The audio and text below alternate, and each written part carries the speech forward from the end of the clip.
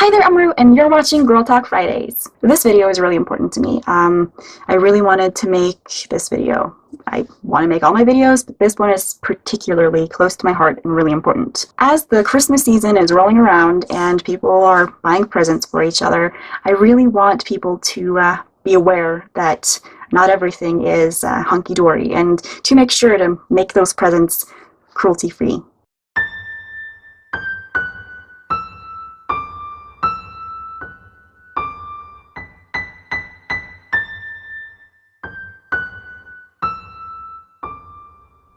When I started out being vegan, vegetarian at first, it was hard getting my bearings, like what is okay and what isn't. And then there's like the hidden things that you didn't think was full of cruelty, but it is.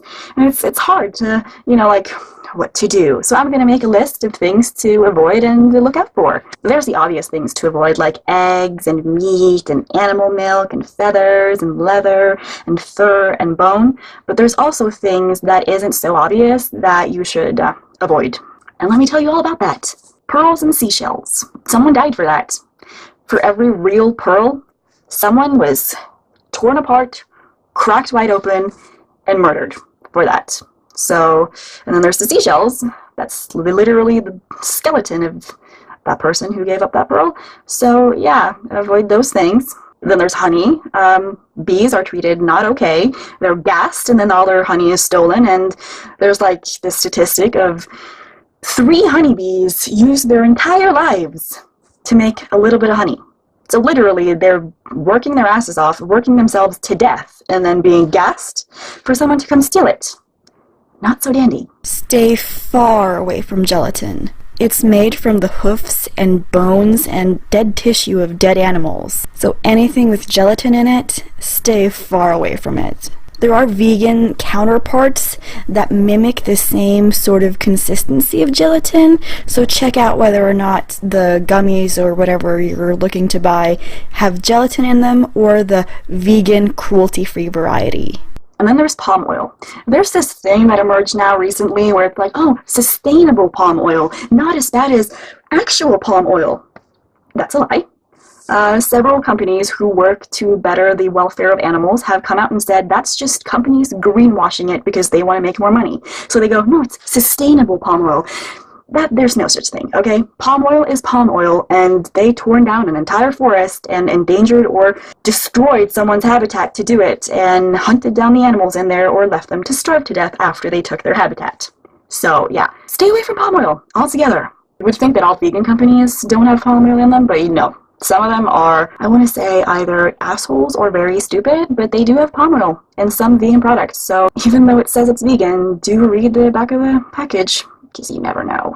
And then there's things to research. Animal testing is a given, but the important thing is when you're researching whether or not a product is tested on animals is the product tested on animals, and also is the ingredients that go into the product tested on animals. Because some companies, shifty assholes, will be like, oh, our product is not tested on animals, even though all of our ingredients are. So they'll be like, oh, wonderful, but then secretly they're testing everything that goes into it on animals.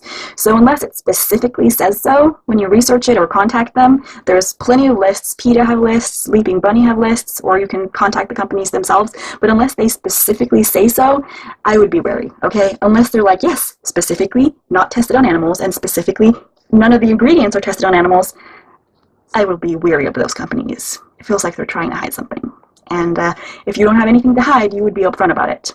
The same with animal-derived ingredients. Check out whether or not there's anything from animals in the products. Most companies that are decent companies that sell products that are not based on cruelty, that haven't stolen anything from someone, stolen their milk, killed off someone, and used their bone marrow to make some crazy ingredients, they will say so. They will be like, we do not test on animals, none of our products are tested on animals, none of the ingredients are derived from animals, we're A-okay. Another thing to look out for is when you purchase yarn, because farms that have animals that produce, wool, you have to make sure they treat their animals well, because there are practices that are so cruel I can't even begin to describe it. So it's really common down under in Australia and New Zealand. I'm not saying everyone, all the farms from those areas, but they practice something called mulesing, where they don't just cut the hairs of the animals, they shave off a chunk of their ass. They literally go, oh, we're going to cut your hair and also, like, cut off your ass cheeks. And that sounds like a funny way to say it, but that's literally what they do. They slice off a chunk of their behind when they cut their wool off because I don't know why. They're assholes. They want to get more profit. Who knows? But yeah, look out for that.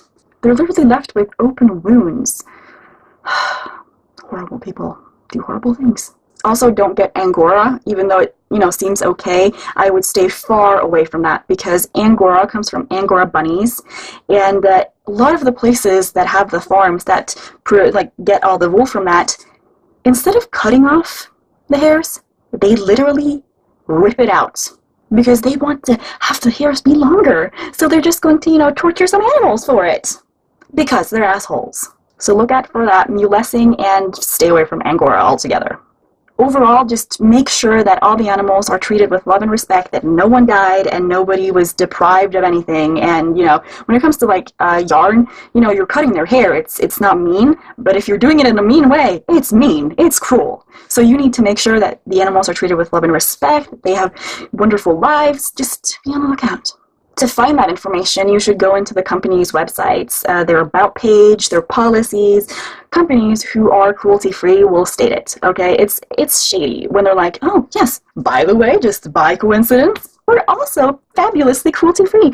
Like, it feels shady like you're trying to hide something if that's, not a thing you lead with. So, yeah, I wouldn't trust companies who are like, oh, yeah, by the way, we're not evil. Like, why wouldn't you lead with that? That's a little bit odd. I hope you look out for all these things that I told you about and get some cruelty-free presents for people. Stay away from the feathers and the eggs and the meat and the gelatin and all that I mentioned. Just be nice to animals. I hope you enjoyed that video, and I hope you'll take into account when you buy presents for people to make those presents cruelty-free, that nobody suffered for that present to become something. If you like the video, give it a like and share it with your friends. Total strangers on the internet. And remember to subscribe to be notified every time I post a new video.